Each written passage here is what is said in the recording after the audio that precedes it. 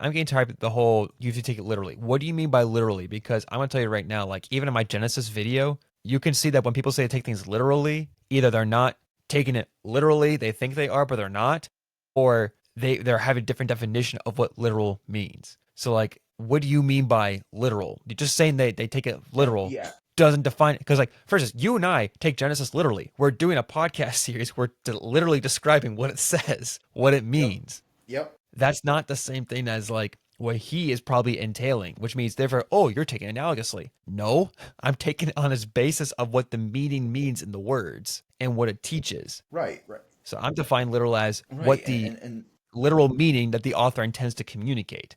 But he's intending it as and I like imagine. something else. Yeah, I imagine he's more so referring to the law, right? The taking Well, of the yeah, law literally, which is, the idea that he's probably going, oh, well, it says in Deuteronomy that if your son disobeys you, you ought to go out and stone him to death. And it's like, okay, do you think that was literally intended that way? Right? How do you prove that accusation in a society with no established court system, no police force? Right? It'd be mob rule chaos.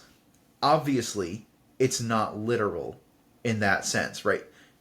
God is not literally commanding stoning to death a child for disobedience.